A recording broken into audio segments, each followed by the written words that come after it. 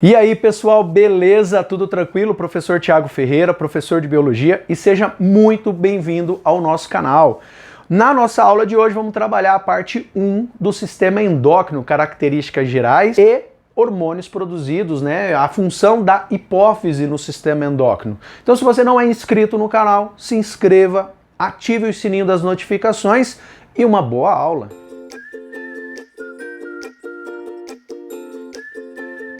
Bom, galera, a ideia aqui é, em 2 aulas, trabalharmos o sistema endócrino. Nessa primeira aula, nós vamos fazer uma apresentação ao sistema endócrino e trabalhar a primeira glândula, que é a hipófise. Numa segunda aula, eu vou fazer a gravação de outras glândulas do sistema endócrino. Então, para começar, qual é a função do sistema endócrino? A função do sistema endócrino é integração e coordenação de diversas funções do nosso corpo por meio da ação de hormônios, beleza? Então, o sistema endócrino ele é formado por diversas glândulas endócrinas que têm a função de secretar hormônios que são mensageiros químicos, que são substâncias químicas que são lançadas no sangue, e aí essas substâncias vão percorrer um determinado caminho até atingir as suas células-alvo. Então vocês vão perceber que quando falamos de hormônios e células-alvo, existe aqui uma relação muito grande entre a origem, ou seja, aonde esse hormônio está sendo produzido, e aonde ele vai agir. Quais são os tipos de receptores, né, que estão relacionados a essas substâncias químicas. Então ela pode ter uma origem lipídica, ela pode ter uma origem proteica, e lá nas células-alvo, que podem fazer parte de tecidos, de órgãos, terão receptores químicos específicos para hormônios proteicos, hormônios lipídicos. E isso favorece a especificidade. Mas tudo isso que eu falei pode até bater de frente um pouco com o próprio sistema nervoso, que também tem a função de integrar e coordenar várias funções do nosso corpo. Só que lá, essa coordenação, essa integração se dá por meio de impulsos nervosos, que apresentam uma natureza eletroquímica. Ela é muito mais rápida e ela é transmitida por meio dos neurônios. Aqui, ela é transmitida por meio do sangue. Então, quando elas são liberadas nos hormônios, no sangue, para agir lá nas células-alvo, tá? Então, aí a gente vai ter o desencadear dessas funções, beleza? Então, como eu comentei, o sistema endócrino é formado pelas glândulas endócrinas. Então, tem aqui uma figurinha de localização do sistema endócrino, as principais glândulas. No encéfalo nós encontramos 2, o hipotálamo, que vai ter uma função muito importante relacionado ao próprio sistema nervoso, mas aqui ele tem um papel em produzir alguns hormônios. Nós temos a hipófise, que também está localizada na região do encéfalo. Nós temos a tireoide, que fica localizada na região do pescoço, junto com as paratireoides, que ficam também ali aderidas, né, na estrutura da tireoide. Aí nós temos o pâncreas, tá, que ele está localizado aqui entre o estômago, ali próximo do fígado, que ele também tem um papel importante no sistema digestório, na ação digestória. Nós temos também as suprarrenais, que são 2 glândulas que ficam localizadas sobre os rins.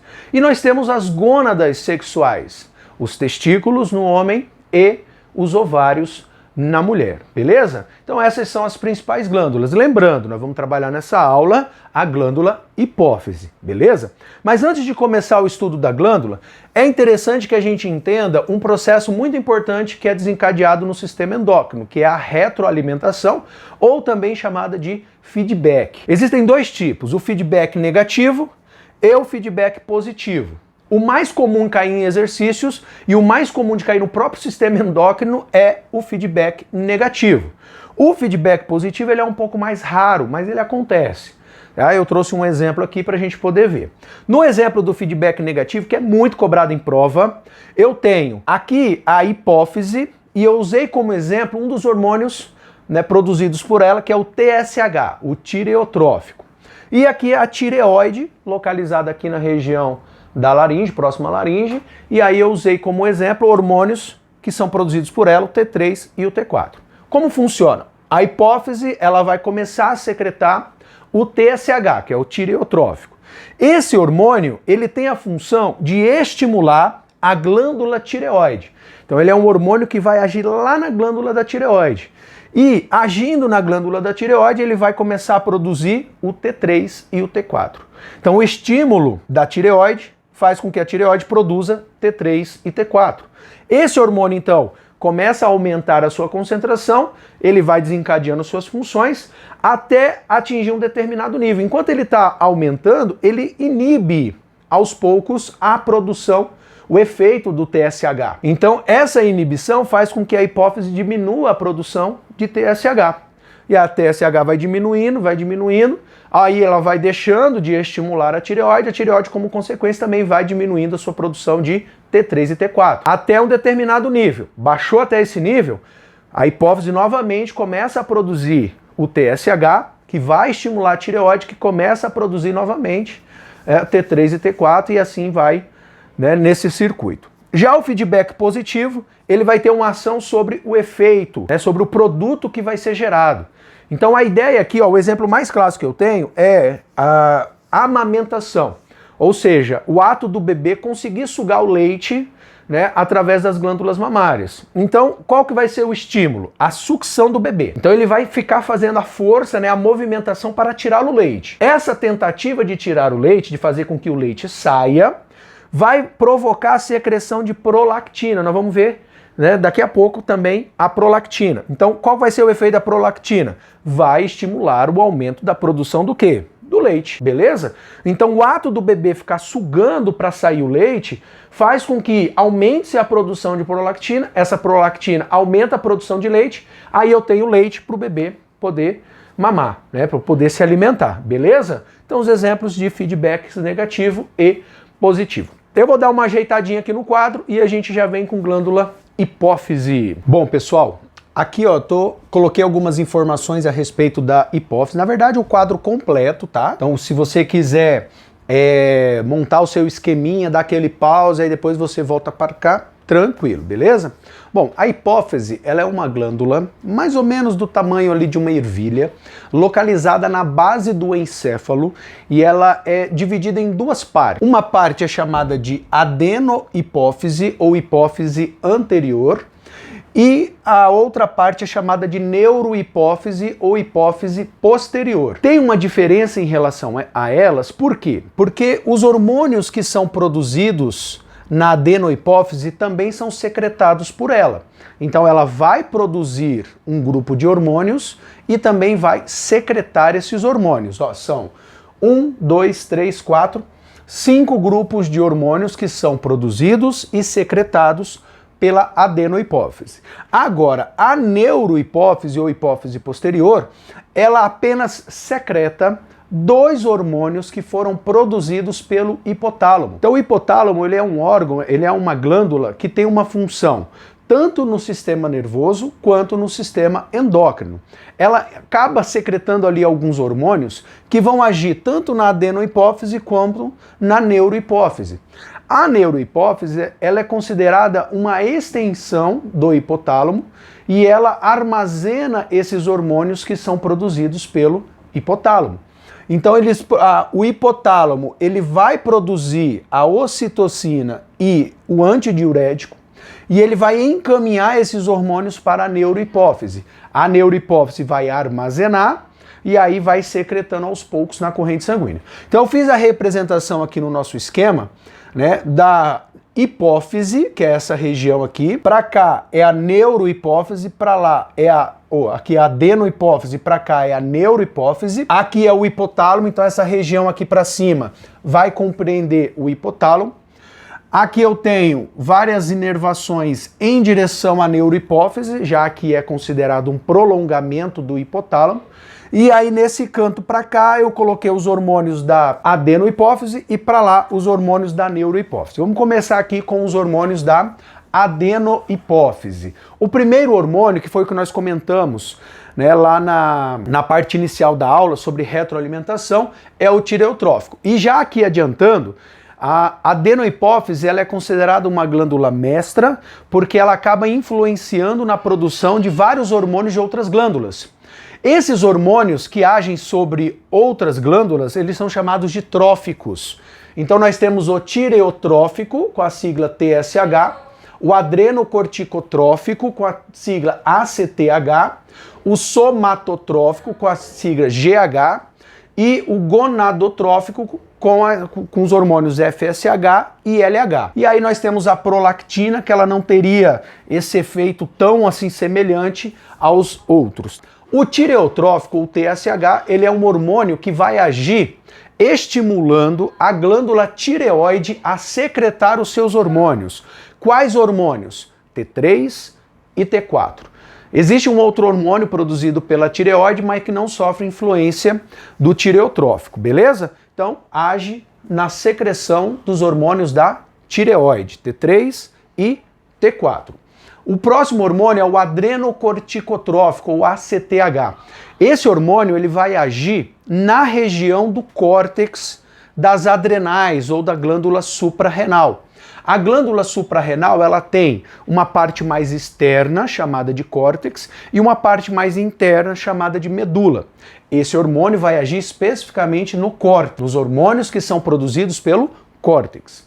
Aí nós temos o somatotrófico, ou GH, é o famoso hormônio do crescimento. Esse hormônio ele vai agir em vários tecidos, em várias estruturas que estão relacionadas ao crescimento do indivíduo.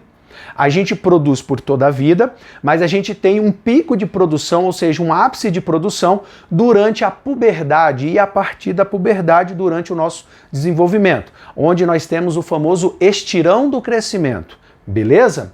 Aí nós temos os gonadotróficos, são hormônios que vão agir nas gônadas sexuais.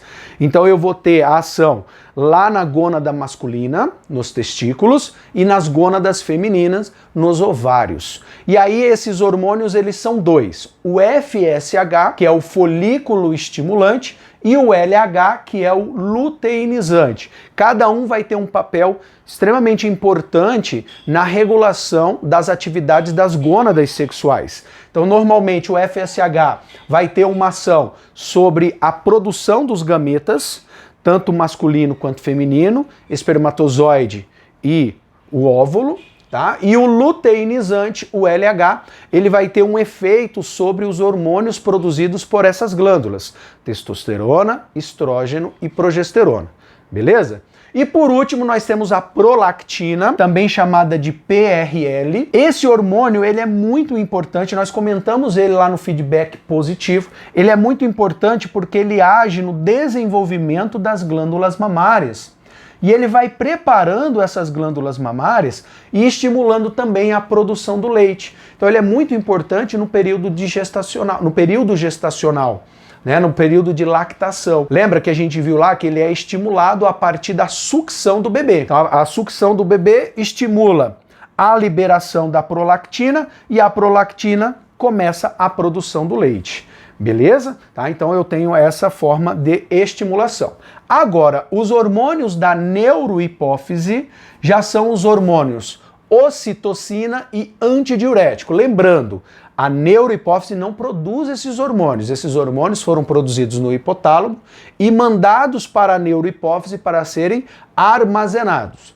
A ocitocina, ou OCI, é um hormônio que vai agir nas contrações do útero. Então ele age na musculatura uterina durante o parto. Então são as chamadas dores do parto, elas estão relacionadas justamente à movimentação da musculatura do útero.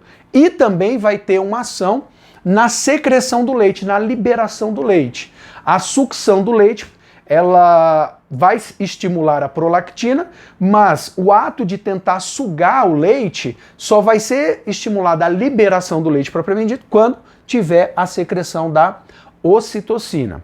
Já o ADH, ou antidiurético, também chamado de vasopressina, é um hormônio muito importante porque ele vai agir lá nos túbulos renais, então ele vai agir lá nos rins, num processo de reabsorção de água. Então a água vai sair dos túbulos renais e vai voltar para a corrente sanguínea. Isso aqui é muito importante para evitar a desidratação. Então, em uma situação onde eu tenho uma baixa ingestão de água, uma baixa disponibilidade de água, começa a secretar, né, a liberar o ADH na corrente sanguínea, aí ele vai agir nos rins e os rins vão segurar um pouco de água que sairia na urina, né, com o intuito de fazer com que os níveis de água no sangue sejam estabelecidos para serem distribuídos para o corpo.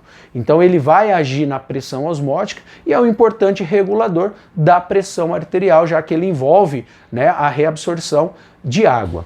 Beleza? Pessoas, ó, extremamente importante. Eu tenho aqui uma série de 1, 2, 3, 4, 5, 6, 7 hormônios envolvidos com uma única glândula, a glândula hipófise. Beleza? Tranquilos? Bom, o que eu tinha para falar para vocês nessa primeira parte do sistema endócrino era isso. Eu espero que realmente vocês tenham conseguido compreender, né, as funções, a característica inicial, a importância da liberação dos hormônios, tá? Então eu fico muito feliz que você dê aquela curtida nesse vídeo e que você possa compartilhar para outras pessoas, para que também possa vir a ajudar, né, a divulgação do nosso canal e resolver o problema dessas pessoas. Então se inscreva, curta, compartilhe.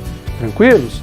Tá? Então nas nossas playlists, né, eu estou colocando aí toda segunda-feira um vídeo novo. Tá? E se você tiver curiosidade também, você pode me seguir aqui nas redes sociais, onde eu também vou postando algumas informações, alguns conteúdos, algumas notícias, né, sobre vestibulares e a própria biologia. Tranquilo? Um prazer enorme gravar uma aulinha para vocês e até a próxima!